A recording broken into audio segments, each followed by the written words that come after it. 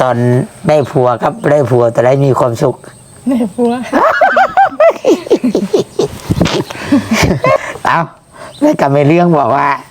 อันเงินอันนี้นะจำนวนนี้นะเพิ่นว่าเพิ่นจ้างให้หอมแก้มให้เพิ่นเบิ่งแหน่เพิ่นว่ามาหน้าหอมแก้มผัวให้ไม่เรื่องเบิ่งแหน่เอาไม่ได้มือนะโอ้เอาขึ้นสักคันบ่หอมเอาขึ้นได้เอาไม่ดิหอมให้เบิ่งไม่เด้อจ้ะ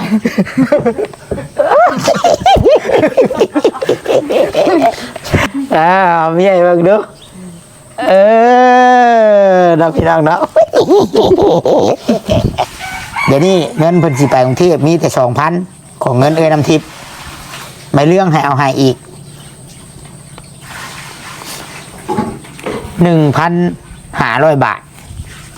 มีเงินกีบติดส่งไปน้ำเพื่อใช้จ่ายอยู่ด้านอยู่ยังไม่ได้ใช้จ่ายกับพับไว้มาลาวจังใช้เนาะโดยหอบครอบบ่ค่อยหอบครอบต้องหอบครอบเกิดเป็นคนเนาะ1,500 บาทอันนี้มอบให้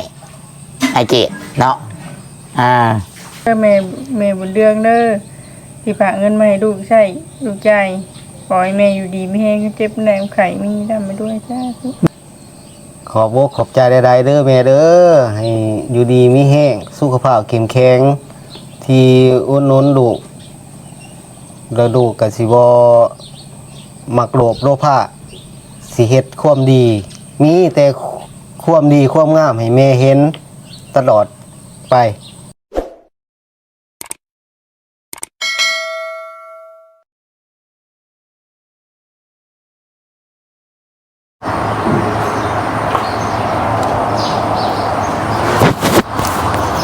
ทักทายสบายดีพี่น้องสบายดีแล้วก็สวัสดี FC ยามเช้าเด้อทุกคนเด้อเมื่อว่าที่อยู่ฝั่งไทยฝั่งลาวแล้วก็อยู่ทางต่างประเทศพี่น้องเนาะแล้วพบพ่อกันกับตุสิทธิ์ปานสุขเด้อพี่น้องตอนเช้าๆมื้อนี้เนาะเตรียมโตพี่น้องเตรียมโตแล้วเนาะเช้ามื้อนี้สิลงไปหาน้องมะนาวกับผัวก็สิเตรียมโตเนาะเดินทางและว่าซั่นซะแล้วก็เสียงที่คุ้นเคยพี่น้องมันก็บริเวณเสียงอย่างดอกอันพื้นอยู่นี่เสียงหงสีเนาะพี่น้องเนาะก็ต้องขอโทษขออภัยเด้อพี่น้องถ้าเบิ่งคลิปแล้วถ้ามันเป็นเสียงมันก็อยากดังแน่เนาะพี่น้องเนาะแต่ว่าขอเปิดคลิปอยู่เพื่อนซะมื้อนี้ว่าสิไปเปิดอยู่เพื่อนน้องมะนาวกับยันเพิ่นฮู้เนาะเพราะว่าสิเซอร์ไพรส์เพิ่นอีกคลิปนี้พี่น้อง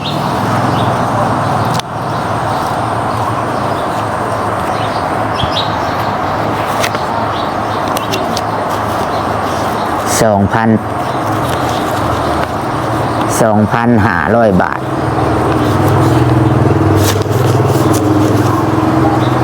พี่น้อง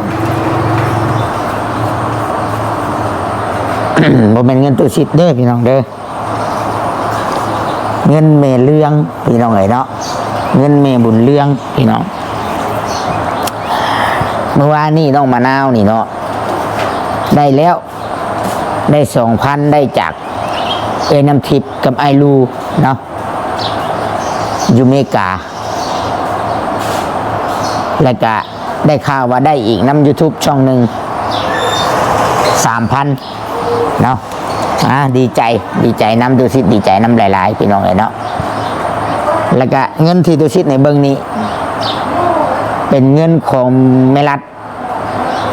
อันแม่บุญเรื่องเนาะอยู่อเมริกาคือกันพี่น้องเนาะขอบบุญขอบคุณเด้อแม่บุญเลี้ยงเด้อที่ให้ลูกเป็นสะพานบุญให้อีกแล้วขอให้แม่อยู่ดีมีแห้งเด้อขอให้แม่สุขภาพแข็งแรงหาเงินหนักค่ำก็ให้ได้ร่ำรวยขึ้นกว่าเก่าเด้อถูกแต่ก็เอ้ยน้ำทิพย์ก็คือกันเด้อเนาะ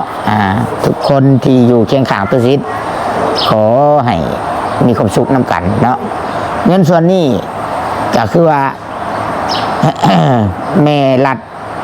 แม่เรื่องน่ะยังไม่ได้ฝากมาดอกแต่แม่เรื่องบอกให้ตุสิทธิ์จัดการก่อนตุสิทธิ์ก็เลย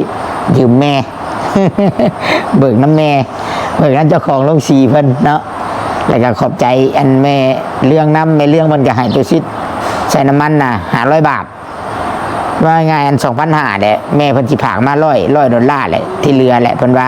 ให้ใช้น้ำมันโลดเด้อเพิ่นว่าขอบใจแม่หลายๆเด้อนี่ตัวชิดถ่ายคลิปมีอย่างตัวชิดจะเว้าละเอียดได้คือได้บ่ได้คือบ่ได้ให้คือให้บ่ให้คือบ่ให้เนาะดีคือดีบ่ดีคือบ่ดีว่าแบบนี้โลดพี่น้องตัวสำคัญสิ่งที่ว่าตัวนี่ตัวชิดบ่มักการตัวนี่เนาะมักคนร้อยมักคนเว้าความจริงใจแลกใจใช่กันเนาะคนที่เฮาไปซอยคือกันมักให้เว้าความจริงเนาะทุกข์ยากก็เฮาต้องเป็นคนซื่อสัตย์มันแม่นทุกข์ยากเลยตัวอยากได้ตัวแหละแล้วพี่น้องอนาคตถือว่าบ่มีกันตัวเนาะโอเคพี่น้องเอ้ยเนาะเดี๋ยวตุชิดสีเดินทางพี่น้องตุชิดสีเดินทางไปหาน้องมะนาวกับผัวเลยเนาะแต่เศร้ามื้อนี้ยันว่าเพิ่นไปให้ไปหน้าเพิ่นคือสิบ่ไปที่เนาะพี่น้องเนาะ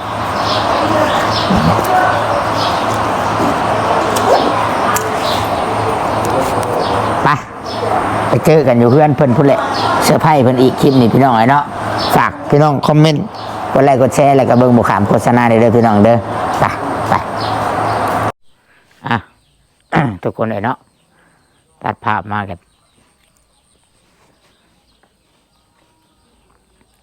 หอดเรือนหอดชานน้องมะนาวเป็นที่เรียบร้อยแล้วเนาะแต่ว่าแปลกเนาะเรือนมิดใช่มั้ยมื้อนี้เบิ่งเสาเฮือนเนี่ยทุกคนสังเกตเสาเฮือนสังเกตตัวชิดกับเสาเฮือนหรือว่าตัวชิดเซ่บ่พี่น้องถ้าว่าผู้ใดมาเป็นเคยนี่ก็ถือว่านักใจเติมหนึ่งอยู่ได้พี่น้องไอ้เนาะเดี๋ยวขึ้นไปลิ้นน้ำเพิ่นก่อนเนาะนั่งลิ้นนั่งว่าก่อนชีเตรียมโต ออกเดินทางตามหาฝันตามหาเงินพี่น้องไงเนาะแล้วเดี๋ยวได้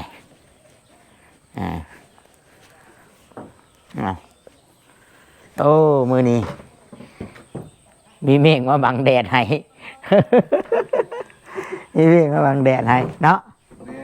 เอาสบายดีไอเกตไอเกตมะนาวว่ามันจังว่าบาดเดียวได้ชุดแล้วเนาะ ตั้งชื่อว่าเกตมะนาวเอาพี่น้องเบิ้งค่อยคิดนั่งดินน้ำเจ้าภาษาคลิปนี่ไปพากันไปข้างใดบ่ได้คือเงียบเสียม้อยอยู่แท้บอกคนในเฮือนนี่ เพิ่นไปชงเขาเนาะ ชงเขาเนาะ แม่นอยู่หน้าแม่หันไปเบียกเพิ่นบ่หรือจังไดก็บ่หรือว่าไปนั่งดินตามภาษาผู้เฒ่าบ่แม่นพี่ย้ำมาพี่จ้ะนะย้ำมาใช้กล้อง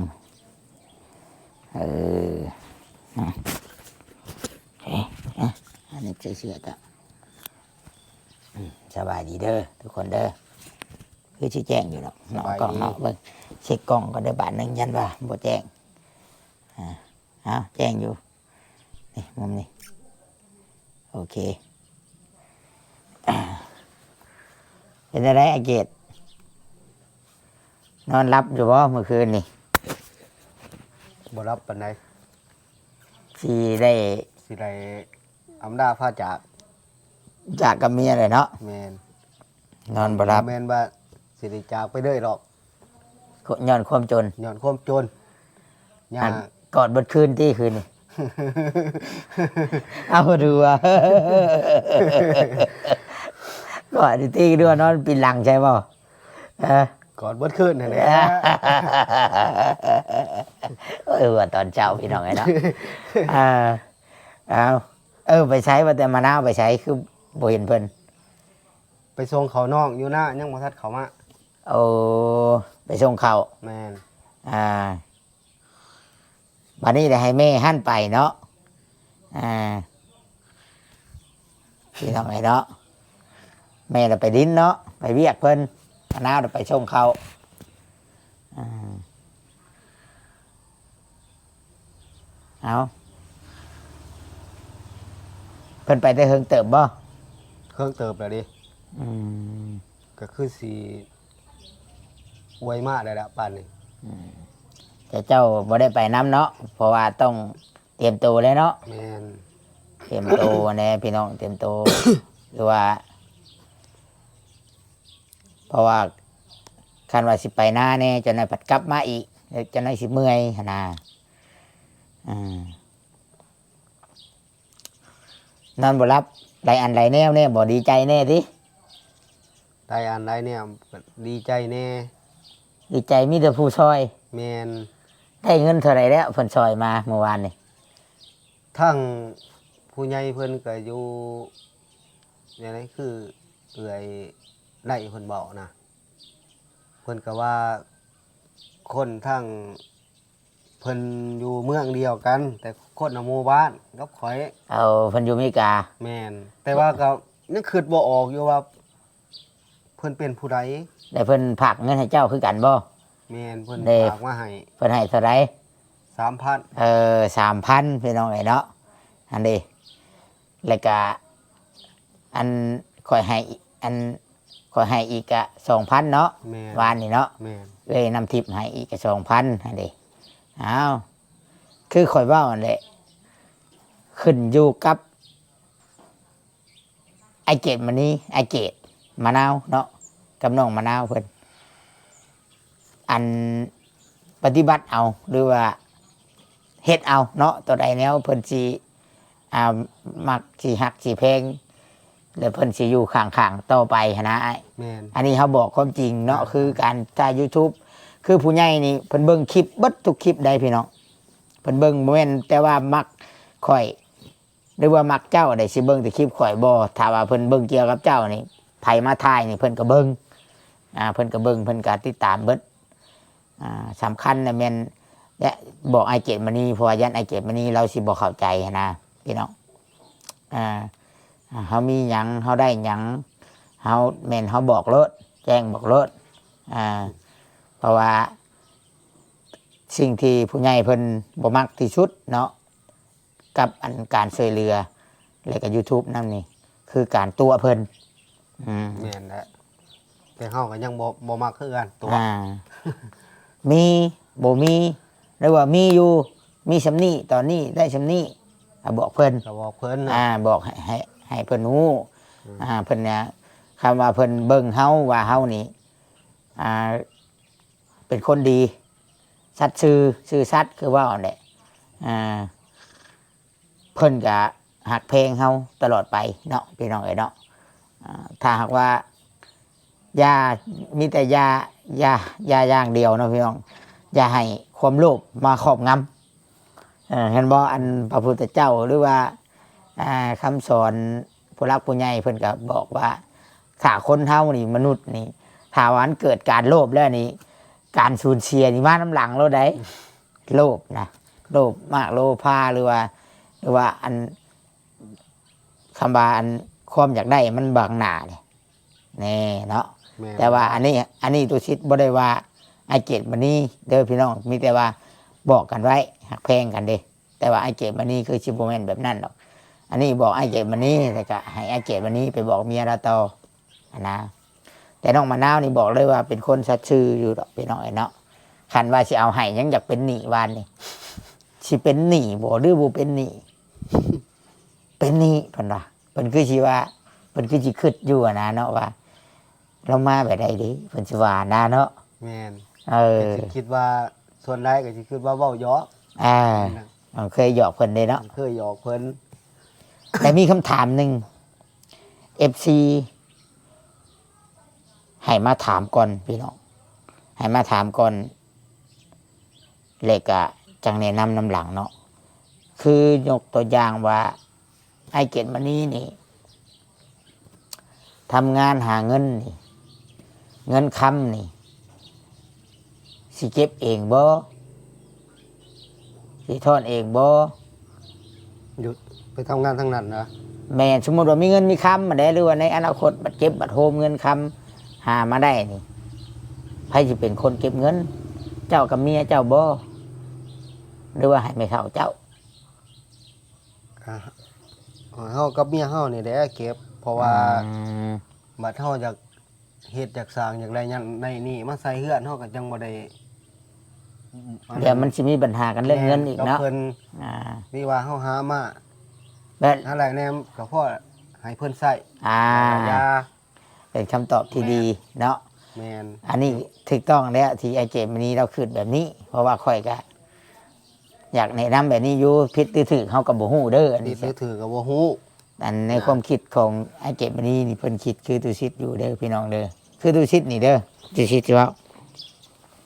อยู่กับเมียมา3 ปีค่อยนี่ แม่นว่าเฮาอยู่กับแม่ แม่นว่าข่อยอยู่กับแม่เฮือนแม่นี่ แม่น แต่ว่าในช่วงที่ข่อยหามานี่ สมมุติว่าข่อยหามาได้10,000เอา10,000 บาทข่อยหามาได้ปุ๊บข่อยจะเก็บเอง หรือว่าเมียข่อยเก็บแล้วเขาแต่ว่าเฮารับรู้น้ำกันเนาะรับรู้น้ำกันผัวเมียนี่ แต่ข่อยจะบ่ให้แม่ข่อยเก็บ แล้วข่อยก็จะบ่ให้แม่เมียเก็บ ถ้าข่อยอยากให้ข่อยให้รถ1,000 บาทแม่นี่ แล้วข่อยก็ให้แม่เมียพร้อมอีกบ่ให้มันผู้ใดผู้หนึ่งเสียมุกเสียใจ ให้น้ำหนักมันซ้ำกันโลดพี่น้อง น้ำหนักสำคัญ สมมุติว่าข่อยให้แม่ข่อยนี่1,000ข่อยต้องให้แม่เมียนำ1,000นอกจากว่าเพิ่นบ่เอาอย่าได้ลูกได้หามาได้น้อยแม่บ่เอาดอกที่เจ้าเอาไว้โลดคือแม่ตัวชิดแล้วยังมีเหือมีแฮงแล้วยังหาได้เนาะเฮาก็บ่ให้เพิ่นบ่เอาเฮาก็เก็บไว้ใช้ยามจำเป็นหรือว่านั่นแหละเฮาก็อยากให้ก็ให้เพิ่นเฮามีใช้อยู่สิอันนี้ก็ถูกต้องเนาะสำหรับไอ้เกดวันนี้เพราะว่าแม่นหยังหนึ่งมาเราบ่ได้อยู่แต่แม่มะนาวแล้วก็ไอ้เกดแล้วก็น้องมะนาวเพราะว่าเราอยู่กันเป็นครอบครัวเด้เพราะว่ามีน้องอีกมันบ่ แม่น น้องชายน้องสาวเนาะเพราะว่าเงินคำนี่มันใส่ให้มันถึกนี่มันก็ถึกแล้วมันเป็นประโยชน์ แล้วมันก็มีด้านมันเปรียบสิมันมีดสองคมนี่เงินในพี่น้องเอ้ยถ้าถือบุดีรักษาบุดีมันก็บาดมือแบบเดียวกับมีดรถเนาะบาดได้จะน้อยบัดเอาเงินให้แม่ถือสินะถามเงินคำคือโบเห็นแบบว่าเนาะสมมติว่าเราเป็นแชร์จ่ายเจ้าหน้าบัตรสีเขาสีพ่อมกพ่อใจกันก็เลยตัดจากปลายเหตุจากต้นเหตุเพอผู้ใหญ่เพิ่นแนะนำมาเนาะก็ให้เก็บให้โฮมส่วนที่เฮาจากให้เฮาให้รถให้แม่เฮาแบ่งให้ แม่น เด้อให้เจ้าเด้อเท่านี้เดือนนี่เจ้าซื้อกินเด้ออันนี้พอว่าไอ้เจ็ดวันนี้อยากได้งัวบ่เป็นส่วนของกำนองมะนาวนี่มันชื่อตาฮักเป็นงัวจุจ้าตาฮักจากนั้นมันสิรวมกวมกันจักของมอเตอร์บ่จักของผู้หญิงที่ เปิดได้เด้นี่ ผู้หญิงที่อยู่ไทยแน่จะนั้นเพราะว่าของอีเมเบิดแล้วแม่ก็ของอีเมเบิดแล้วว่าแล้วก็เลยมันจะได้เป็นมูลอันเดียวกัน ส่วนที่เจ้าหากับมะนาวก็เจ้าก็ต้องเก็บไว้เก็บไว้นะ หรือว่าส่วนที่ชิมีดอกผู้ใหญ่ให้เนาะสมมติว่าเพิ่นสิให้แม่เพิ่นก็แบ่งให้นี่คือข่อยมาตอนนี้นี่ก็มีนี่ส่วนเพิ่นสิมีฮอนไห้มอเตอร์นี่ตาฮักนี่ชื่อยาสูบชื่อนั่นชื่อนี่อันนี้ก็เป็นผู้หลักผู้ใหญ่เพิ่นก็แนะนำมาแบบนี้เนาะก็แล้วแต่ว่าถ้าไอ้เกดมะนาวไอ้กับครอบครัวชุนเจ้าสีจัดสรรบันส่วนกันแบบใดเนาะเข้าใจเนาะส่วนที่ตรงนี้เนาะ แม่นแหละ บัดนี้เข้าเรื่องสีการเดินทางบัดนี้2,000 บาทบัดนี้เพื่อสิฮอดกรุงเทพนี่สิมีเงินซื้อกินอยู่บ่บาท บ่มีแล้ว เนาะ ก็ว่าเรื่องซื้อกินน่ะคิดว่า บ่ได้ขอตืมน้ำเมียอีกบ่ ตัวเองว่าปานใดบ่ได้ขอ บ่ได้ขอตืมบ่อันนั้นเพิ่นมอบให้ 3,000 นะ บ่ได้ขอ สิว่าให้เมียซื้อกินสิว่าให้เมียแห่ถงบ่ ต เอา ไว้ให้ทางพี่ เอาไว้ให้ทั้งพี่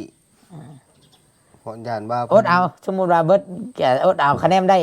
อันเงินปีรถฮอดพุทธ แม่น ห่วยมันสิรับบ่อดกินนิ่มท้องห้องโกโก้เราได้ แดดออกได้พี่น้องไงแล้วเชียนบ่ เสียนมาทางนี้ เชียนไปทางพุ่นไปเอาเด้อ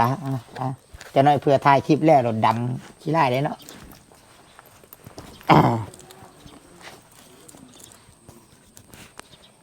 บ่มีเท่า2,000เนาะสิถือไปเนาะ แม่น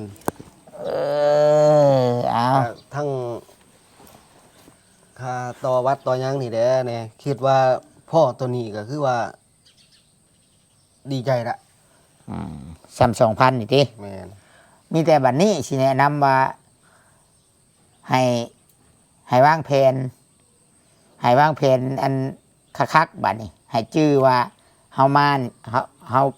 ตอนมานี่เบิดเท่าใดตอนกลับไปทำงานน่ะเบิดเท่าใดหาจังฮู้ในรายจ่ายถึงรวมถึงกิน รวมถึงค่าเดินทางบัดนี้น่ะเด้อสมมุติว่าน้องสิไปน้องก็จังได้บอกน้องถือว่ามันเบิดเท่านี้เด้อสมมุติว่ามันเบิดอยู่ประมาณ 3,000 เด้อเด้อหรือว่าไผก็สิไปอะนะรวมถึงตัวเจ้าเองบัดนี้เขาต้องวางแผนต้องมีการวางแผนบัดนี้คือตอนมานะเบิดเท่าไรรวมถึงค่ารถค่าบัตรค่าอย่าง ตอนมาก็ซื้อปีรถนี่700 700ค่าเครื่อง100 เป็น800 800ค่าแท็กซี่มาหมอสิทธิ์ก็200 1,000 220 บาท 1,220 บาทแม่น และ มาต่อวัด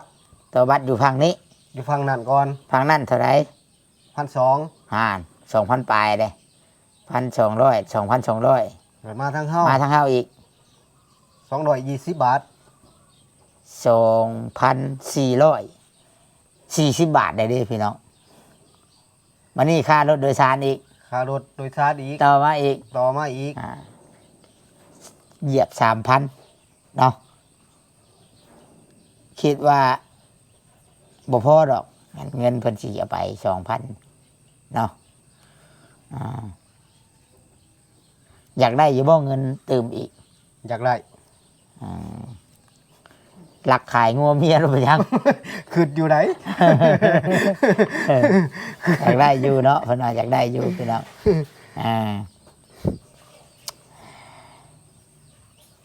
อยากได้แบบสิยืมบ่อยากเป็นหนี้บ่หรือบ่อยากเป็นหนี้ น้อยขั้นบ้านนั้นก็บ่อยากเป็นหนี้แล้วมันง่าย อย่ามีแต่ว่า แม่น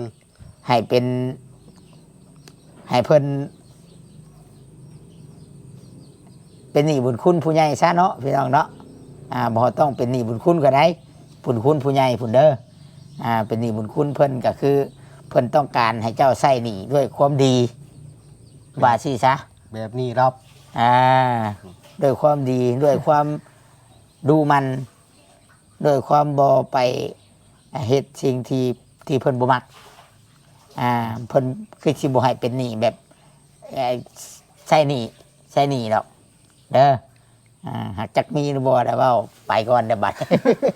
เสียงหยังคนจากเสียงมะนาวมาจักอยู่ลุมเนาะอยากได้น้อยบ่หรืออยากได้หลาย โอ้ยอยากไล่คนแหล้ว เอ้า อยากไล่ อันมีหลายเนาะ โอ้ยจนพ่อเฮ็ดเฮือนพุ่นแหล้ว เนาะคันมีมนต์คาถาเสกเงินเสกคำได้ก็คือสิดีเนาะ ดีแล้ว แต่ว่าคันมีอะไรกับคนเฮาสิบ่ได้เฮ็ดหยังว่านี่สิบ่มีไผเฮ็ดเวียกโอ้มะนาวมาเลยพี่น้องเอ้ยเนาะเอาเสร็จหน้าเสร็จตาเดี๋ยวมานั่งทางหลังผัวไปส่งข่าวน้องชายเนาะ แม่น บ่ได้เป็นคือนิทานนะว่าเฮ้ยกองข้าวน้อยขาเอื้อย หิวข้าวแห้งขาเอื้อยชงข้าวอยู่หน้าบ่ฮอดจังเทื่อจับคันลาวพวดเอื้อยเห็นในนิทานเด้อันแม่ไป ดีเด้อ แม่ไปชงข้าวซ่ารถเอาคันลาวพาดแม่รถ บัดกินข้าวอิ่มช่วงเมื่อขาแม่ตายบัดข้าวน้อยเดียวก็กินบ่อิ่มซะโอ้กินบ่เบิดซับบ่ได้แล้วติ๊บข้าวน้อยก็ยังกินบ่เบิดซ้ำเนาะ เอาบาทนี้ก็ถือว่า อันนี้เพิ่นเห็นว่าไอเกตมานี่เนาะไอเกตนี่ยันบ่ฮอดเดินทางยันบ่ฮอดในเงิน 2,000 เนาะอันนี้เป็นแม่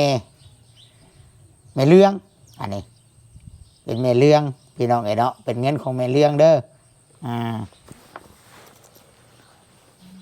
ดีใจอยู่บ่ ดีใจ อยากเป็นหนี้บ่หรือให้ละละ บ่อยากเป็นหนี้ บ่อยากเป็นหนี้ยังว่าอยากเป็นหนี้คือบ้านนี่ 3 เดือนอยากเป็นหนี้ เอาพี่น้องเอ๋ยเนาะ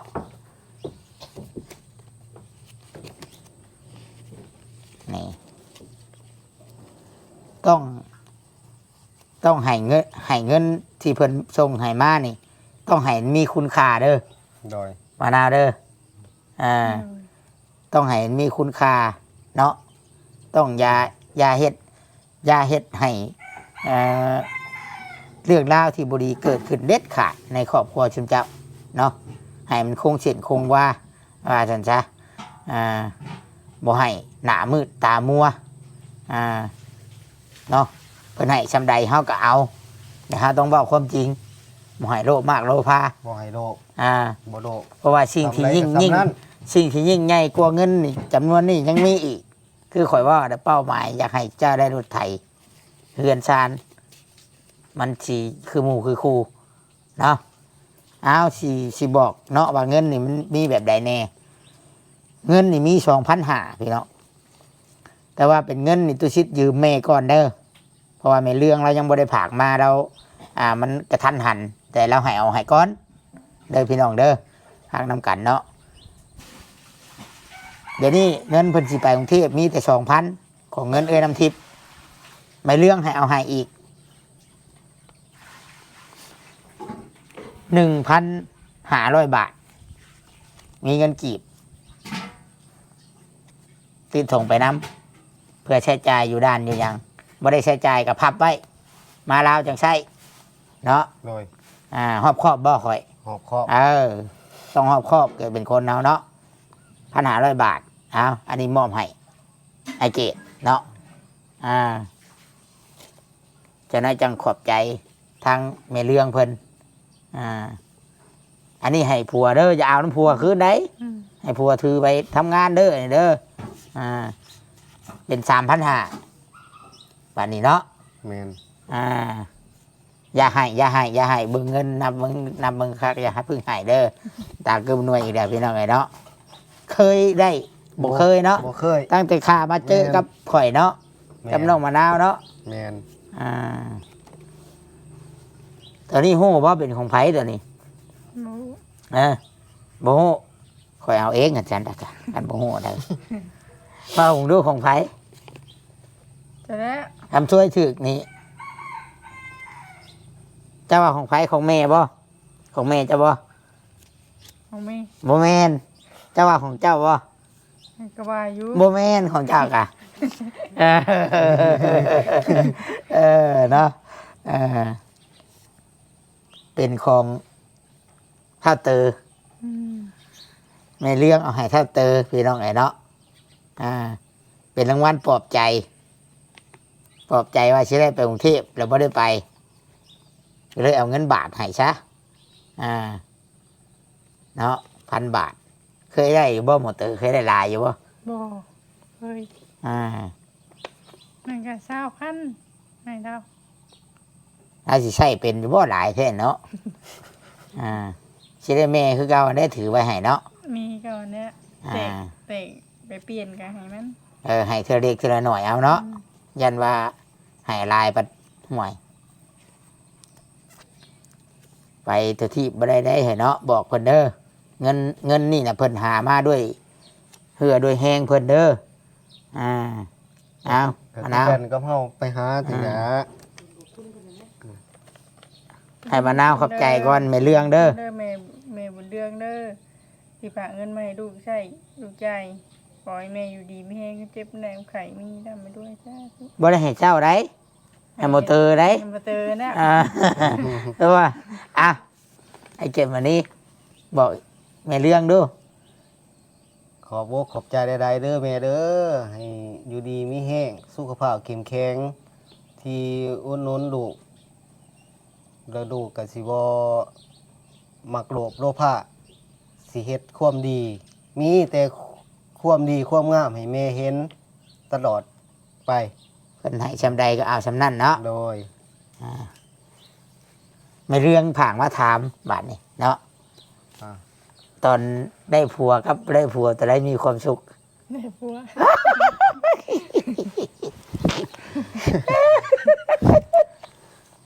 เอาได้กับไม่เรื่องบอกว่า อันเงินอันนี้นะจำนวนนี้นะเพิ่นว่าเพิ่นจ้าง ให้หอมแก้มให้เพิ่นเบิ่งแหน่เพิ่นว่ามาหน้าหอมแก้มผัวให้ ให้ไม่เรื่องเบิ่งแหน่ เอาไม่ได้มือนะ โอ้เอาขึ้นสักคันบ่หอมเอาขึ้นได้ เอาไม่ดิ หอมให้เบิ่งไหมเด้อ อาจารย์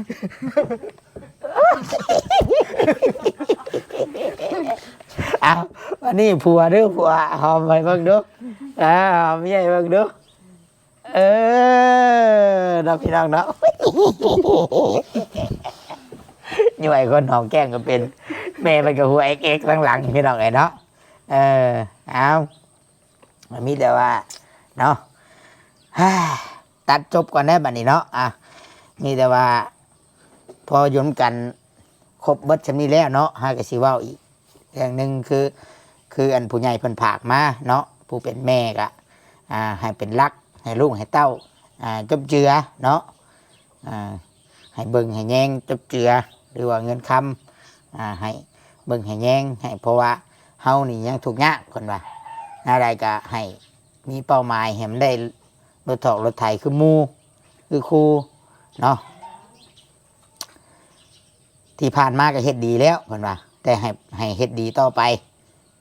ให้ดุให้มันให้พากันรักษาคุณงามความดีไว้คนว่าประมาณนี้แหละข่อยกะสิซ้ำนี่แหละพี่น้องเอ้ยเนาะมีแต่เตรียมโตวจะน้อยครับเครื่องพับของเตรียมโตวแล้วข่อยกะสิลงมาสู่เอาดอกพี่น้องเอ้ยเนาะตุสิสิลงมาสู่เอาชุมเพิ่นสิเอารถลงมาปะไว้บนย่อเครื่องเมื่อวานนี่เพราะว่าอีตนเพิ่นย่างขึ้นไปพุ่นเพื่อฮอดพุ่นรถยันเหือออกเหม็น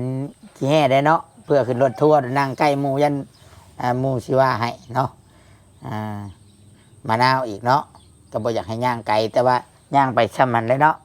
อย่าลืมกินยาเด้อ กินอยู่ยังอยู่ยาก ะว่าสิไปแล้วข่อยสิโทรลงมาใส่ดอก เปิดไว้เสียงโทรศัพท์อย่าเฮ็ดคือว่านนี่เด้เปิดไว้รถข่อยโทรมาได้ครับแต่ประมาณ10 นาทีข่อยลงมา เพิ่นนับบ่เป็น รับบ่เป็น บ่เป็น รับโทรศัพท์ก็ยังบ่เป็น ก็บอกอยู่ เป็นบ่คือกับเฮา อันสิไปเลยนะลองถามพวกเจ้าสิไปเลยบ่เคยเจ้าจึงสิกลับมาอยู่ จะไปได้เพิ่นคือจะกลับมาอยู่ กลับมาแล้วเนาะไปสิไปเลย เนาะย่านผัวไปเลยอยู่บ่ ก็ย่านอยู่ สิเห็นอะไรเนาะมันไปเลยเนาะหนังเรื่องนี้ก็จบจากที่ว่าเป็นพระเอกก็เลยเป็นโจรเนื้อบาดเนี่ยเนาะหนังตอนนี่ตอนอันเรื่องของอันเกตมะนาวนี่พี่น้องเอ๋ยเนาะหากว่าฮอดตอนสีพระเอกวานฉันเนาะพระเอกกำลังสีเดินทางไปตามหาความพันไปหาเงินคำมาให้เมียเนาะเพราะว่าย้อนว่าความทุกข์ยากพี่น้องเอ๋ยเนาะพระเอกกับนางเอกจะได้จากกัน แต่บ่ได้จากกันตลอดไปได้เนาะ แม่น พระเอกยังสิกลับมาอยู่ส่วนนางเอกก็อยู่บ้านท่านางเอกบ่ได้อยากไปนำบ่ ไปอยู่ย่างอีแล้ว คำว่ามีงานมีอย่างร่างถวยร่างบวงได้มื้อละเดือนละเบิดเดือนได้เดือนละมื้อนี่ก็ยังใครอยู่เลยเนาะทำอยู่ใกล้กันเนาะ ไปอยู่ แต่มอเตอร์นี่สิได้อันไปเวียกโรงงานนี่ได้ถ่าตัวคอยเว้านี่แหละเนาะ บอกน้องเด้อ บอกอยู่ เห็นบอกผู้ใหญ่เพิ่นก็เห็นเกี่ยวข้าวเกี่ยวน้ำดุมันเพิ่นก็ผากเงินมาให้ซื้อในอยู่ในกินอันนี้เป็นกำลังใจเพิ่นแยกมาให้รถมอเตอร์นี่1,000 บาทอันนี้1,500นี่อันนี้แหละเพิ่นช่วยเนาะเพิ่นช่วยเพิ่นให้ถือว่าหายากอันนี้ได้ผู้สิมาให้เฮาอลีแบบนี้ไปคอแถวกลางบ้านนี่โอ้ย บ่มีหรอกผู้ให้เนาะ ไผกับบูมี่คือกันเว่าใช่แล้วไร สิให้แนว โอ้ ใด เกี่ยวเข้าเมื่อยตายเดียวคำดูมาเกี่ยวช่อยนี่ใช่ดอกเพราะว่าให้อายุ50,000เพิ่นมือเกี่ยวแค่ค่าจ้างเด้100,000 แสนหนึ่ง ต่อมือเท่าไรเดี๋ยวนี้เพิ่นจ้าง แสนห้าเนาะเราบอกนี่ วันละแสน แสนห้า สำนั้นแหละเอาพี่น้องเอ้ยเนาะสิประมาณนี้แหละคลิปนี้ก็ได้เนาะแต่ขอให้มีแต่ความสุขเนาะสำหรับครอบครัวของน้องมะนาวหรือว่าทุกข์กายก็แต่ว่าขอให้สุขใจเนาะบ่ให้มีปัญหาครอบครัวมีแต่ให้มีแต่ความสุขมีอย่างก็อดทนไปสู้ทนไป คือคอยว่าแล้วคอยกระถาให้ฮอดมือที่ชุมเจ้า พอมีมือมีตีนคือบ้านคือเมืองคอยคิดว่าต้องได้นะพี่น้องเอ้ยเนาะขนาดว่าคอยเว่าเหตุผลที่คอยออกมาเว่าไอ้เก็บมันนี้อยากยืมเงินนี่ผู้ใหญ่เพิ่นก็ยังมีเหตุผลอันเดียวกับข่อยเนาะก็ขอบคุณFC เด้อบ่มีหยังสิตอบแทนตัวสิทธิ์ก็ได้ขอบคุณในหลายมีแต่ให้ชุมเจ้าปฏิบัติเอาสำนี้แหละเนาะขอลาไปก่อนเด้อพี่น้องเด้อ สวัสดี สบายดีพี่น้องสบายดี